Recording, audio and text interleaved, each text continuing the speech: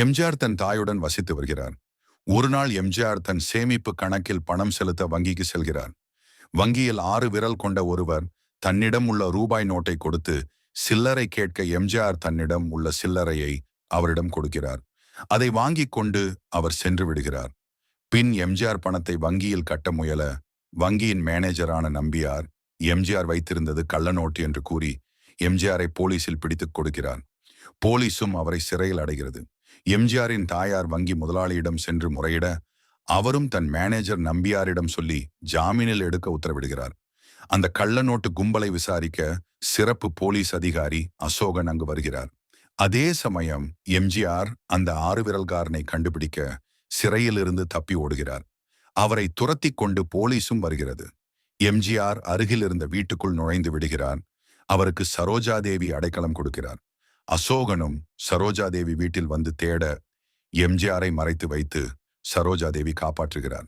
எம்ஜிஆருக்கு சரோஜாதேவி அப்பாதான் வங்கியின் உரிமையாளர் என தெரிய வருகிறது.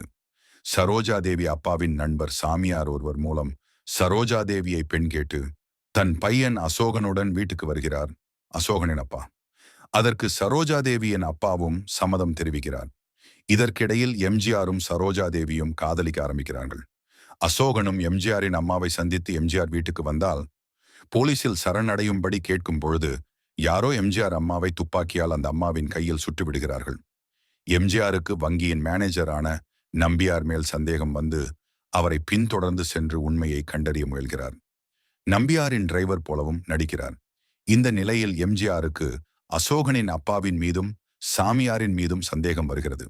அப்படி பின்தொடர்ந்து செல்லும் போது 6 விரல்காரனை பார்க்கிறார்.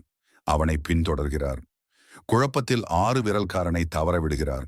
அதே நேரம் சரோஜாதேவி அங்கு வர அவர் எம்ஜிஆரிடம் தன் கைப்பையில் மறைத்திருக்கும் ஒரு பொருளை காட்டுகிறார். கீழே இருந்து எடுத்ததாக சொல்கிறார்.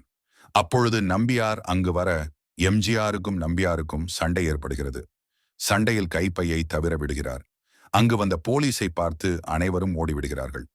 அசோகன் சரோஜாதேவியின் கைப்பையை கண்டு எடுத்து சரோஜாதேவி வீட்டில் சேர்க்கிறார். அப்பொழுது கைப்பையை திறந்து பார்க்கும் அசோகனுக்கு அந்த 6 விரல் கையுறை கிடைக்கிறது.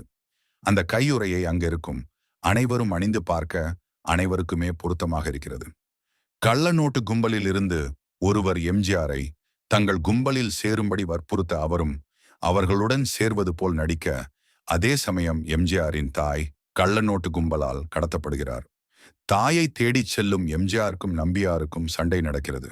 கடைசியில் சரோஜாதேவியின் அப்பாதான் வில்லன் என்பதை கண்டுபிடிக்க படம் முடிகிறது.